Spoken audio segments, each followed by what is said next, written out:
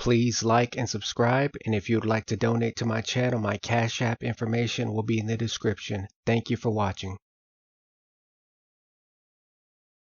Today's video, 5 people who went missing at Yosemite National Park. Case number 1, Joel Thomasson. Joel was last seen at Yosemite National Park in California on September 6, 2021. He planned to take a solo hike from Hetch Hetchy to Lake Eleanor and back. He planned to go fishing at Lake Eleanor, a remote reserve in the northwest center of the park, then return home on September 9th. The last known sighting was by park rangers at about 5 p.m. on September 6. His family believes he was carrying the following items of hiking/camping equipment: a floppy cloth hat, a dark blue/green hammock, a large tan backpack, a U.S. Army steel cup dating 1918, a black and yellow collapsible sink, and a bright inflatable red kayak. After Joel did not resurface on September 9th, he was reported missing. There was speculation that he had decided to extend his hike and visit Cherry Lake, but this could not be verified. An extensive search of the park turned up no sign of Joel or none of his camping gear. He has never been seen or heard from again. He left behind a wife and a 2-year-old son. He is presumed to have gotten lost or injured in the park's wilderness. Now I will give a description on Joel Thomasson. Born August 8, 1990, Caucasian male, age 31 at the time of his disappearance, height 5'10", weight 175 pounds. Went missing September 6, 2021 in Yosemite National Park, California. If you have any information about this case, please contact National Park Services Yosemite at 209-379-1992.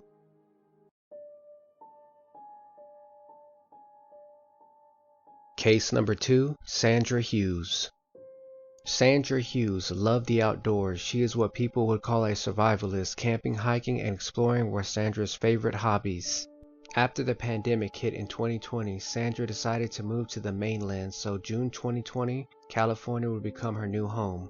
On June 26, 2020, she spoke to her family on the phone. Sandra was planning a solo camping/hiking trip to Yosemite National Park. She wanted to get away from the craziness of the world and its current state due to the pandemic. She was experienced in the outdoors, so no one was particularly worried about her until July 5th, when park officials found her campsite abandoned and in total disarray, which is very suspicious because Sandra was neat and organized. There would be odd sightings of her bruised and barefoot, but telling hikers who didn't realize she was a missing person that she didn't need any help. The hikers who had seen Sandra notified the sheriff department. The sheriffs quickly responded to the sighting, but when they arrived, there was nobody there. The following day, on July 5th, Sandra Hughes' vehicle was discovered. Her vehicle was found 5 miles north from her campsite. The front of the vehicle had front damage due to crashing into a tree. Also, Sandra Hughes' belongings inside the vehicle was scattered all over the car's floor. On July 12th, a search team found her sleeping bag 2.5 miles north of the accident scene and just inside the Yosemite National Park boundary. On August 9, 2020, Sandra Hughes was spotted again by 2 hunters. They told officials they saw a woman leaning against a tree alongside the road, nearby Chiquito Creek. She was seen wearing a floral shirt with overalls. Sandra Hughes has never been seen or heard from again. Now I will give a description on Sandra Hughes. Born July 26, 1966, Caucasian female, brown eyes, brown hair, height 5'3", weight 150 pounds, and during the time of her disappearance she colored her hair blue. If you have any information about this case, please contact 209-372-0610.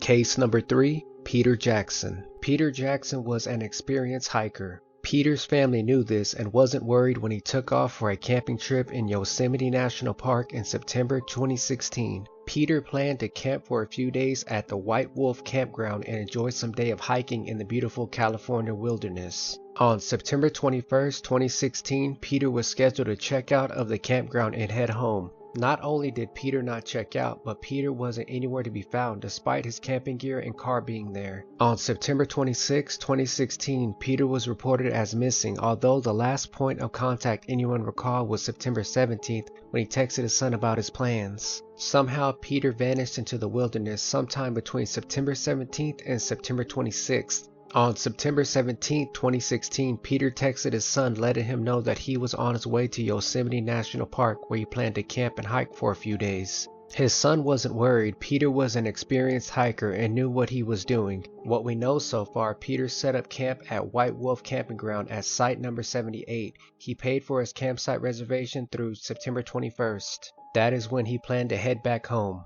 White Wolf Campground is a seasonal, usually closing at the end of September and will not reopen until July. White Wolf has just over 70 sites and is a popular location for Yosemite Valley.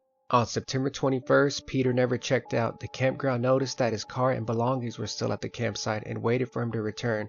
However, he never did. His son finally realized something was wrong and reported his father missing to the National Park Services. Search and rescue crews flocked to the area to begin the search. The problem was that there was many different directions Peter could have hiked to, and no one had any idea which way he might have gone.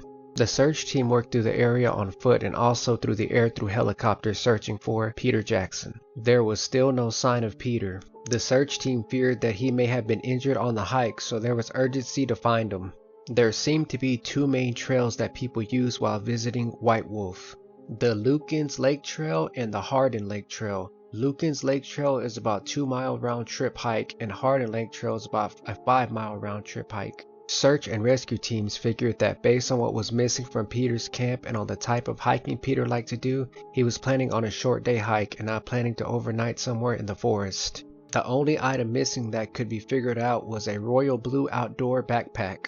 By mid-October 2016, authorities officially put the search into what they call limited continuous mode, which simply means they cannot continue daily searches for Peter. The search team also still had no clue what direction to look, and it was decided to call off the daily search was the best thing to do, but everyone remained scared and afraid for Peter. It didn't make any sense how this experienced hiker could just vanish.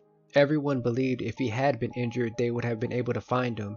Summer 2019, Peter Jackson's backpack was found, but no sign of Peter. The backpack was found in Aspen Valley and Smith Peak. This would be about 20 miles directly west of White Wolf Campground. He has never been seen or heard from again. Now I will give a description on Peter Jackson. Born June 14, 1942, Caucasian male, standing about 5'10", weighs about 155 pounds, last seen September 2016, at the age of 74 years old. If you have any information about this case, please contact Yosemite National Park at 209-372-0200. Case number 4, George Pensa. On Friday, June 17, 2011, George Pensa, age 30, went hiking on Yosemite's Falls Trail in Yosemite National Park. George was visiting the national park with his church group, a group of 80 people. Around 20 of the group were walking with him on the trail that day. During the hike, George mysteriously vanished, and years later no sign of him has turned up. Yosemite's search and rescue team launched a huge operation involving 140 people, which included helicopters, ground crews, and tracker dogs. After a 4-day search, no trace of him was found, not even a footprint. George, at age 30, wasn't an experienced outdoorsman by any means. He wasn't a hiker or adventurer, but he liked being with his church group and his family.